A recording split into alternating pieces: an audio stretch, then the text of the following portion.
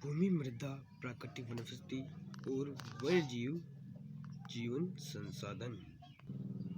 तो पहला प्रश्न है, मृदा निर्माण के लिए उत्तरदायी दो मुख्य जलवायु के कारण कौन कौन से हैं? उत्तर, मृदा निर्माण के लिए उत्तरदायी दो प्रमुख जलवायु कारक है। जैसे पहला हो गया तापमान और दूसरा वर्षा हो जाएगी। तो प्रश्न नंबर 2, भूमि निम्नीकरण के दो कारण लिखिए। तो भूमि निम्नीकरण के दो कारण निम्न है। कृषि संबंधी गतिविधियां, निर्माण संबंधी गतिविधियां। भूमि को महत्वपूर्ण संसाधन क्यों माना जाता है? तो भूमि को एक महत्वपूर्ण संसाधन इसलिए माना जाता है क्योंकि यह प्राकृतिक संसाधन, अधिकांश उत्पादन तथा आर्थिक क्रियाओं की भूमि पर ही होती है। भूमि का उपयोग विभिन्न भागों के कार्यों के लिए किया जाता है, जैसे कृषि, वानिकी, खनन, आवास निर्माण, सड़क निर्माण, औद्योगिक स्थापना आदि। अतः मनुष्य की अधिकांश आवश्यकताएं भूमि के द्वारा ही पूरी होती हैं। भूमि लोगों के जीवन का अत्यंत तथा आजीविका का सबसे अत्यंत महत्वपूर्ण प्राकृतिक संसाधन है। किन्हीं दो सोपानों के नाम बताइए जिनके सरकार पौधों और प्राणियों की संरक्षण के लिए आरंभ किया है।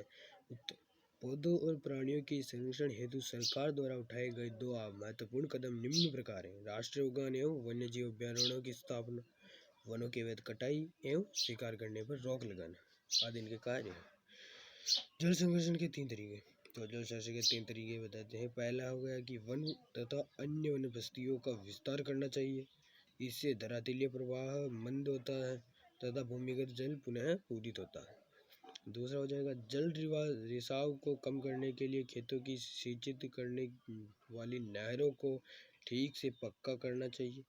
और तीसरा हो जाएगा रिसाव और वाष्पीकरण से होने वाले जल की क्षति को रोकने के लिए खेतों की स्प्रिंकलरों द्वारा सिंचाई की जानी चाहिए।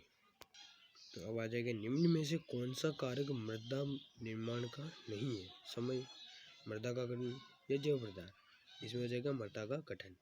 निम्न में से कौन सी विधि त्रियुण ढालों पर मृदा अपरदन को रोकने के लिए की जाएगी? रक्षो मेघलाई, मल्चिंग, वेदिका कृषि। तो इसमें हो जाएगी वेदिका कृषि। निम्न में से खेतों में कौन सा प्राकृतिक संघर्षण के अनुकूल नहीं है? बल्ब को मंद कर देना चाहिए जब आवश्यकता न हो। नल का उपयोग बाद तुरंत बंद कर देना चाहिए। खरीदारी के बाद पॉलीपैक को नष्ट कर देना चाहिए। तो इसका उत्तर हो जाएगा खरीदारी के बाद पॉलीपैक को नष्ट कर देना चाहिए। अब इसमें आ जाएगा निम्न के मिलान। भूमि का उपयोग। तो आपको भूमि का उपयोग किस लिए चाहिए? भूमि का उपयोग उत्पादनकारी उपयोग है। तो अब ह्यूमस। ह्यूमस का आ जाएगा ऊपरी मृदा पर निक्षेपित जैव पदार्थ। चट्टान बांध में आ जाएगा मृदा अपरदन को रोकना। और जैव मंडल में आ जाएगा स्थल मंडल, जल मंडल और वायुमंडल के बीच का जुड़ा एक संघर्षण क्षेत्र। निम्न कथनों के सत्य असत्य बताइए। यदि असत्य हो तो उनका कारण बताइए। भारत की गंगा ब्रह्मपुत्र का मैदान अत्यधिक आबाद क्षेत्र है। सत्य है, भारत में गंगा व ब्रह्मपुत्र के मैदान की मिट्टी काफी उपजाऊ है तथा समतल है तथा जल उपलब्धि की पर्याप्त है, अतः इन मैदानों की काफी आबादी निवास करती है। भारत में प्रति व्यक्ति जल की उपलब्धता कम हो रही है। सत्य, भारत में प्रति व्यक्ति जल की उपलब्धता बहुत कम हो रही है क्योंकि जल का वितरण काफ़ी ज़्यादा समान है।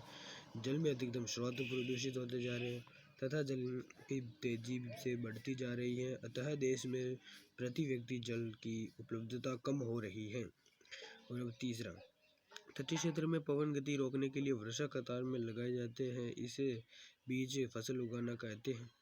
गलत है, तो असत्य। मानवीय हस्तक्षेप और जलवायु परिवर्तन तंत्र को सुरक्षित रख सकते हैं, ये भी गलत है। तो दोस्तों, हमने आज अध्याय 2 सामाजिक विज्ञान का हमारा संसाधन वाली किताब का दूसरा पार्ट हमने प्रश्नोत्तर द्वारा समझा दिया है। तो वीडियो लाइक कमेंट सब्सक्राइब करें।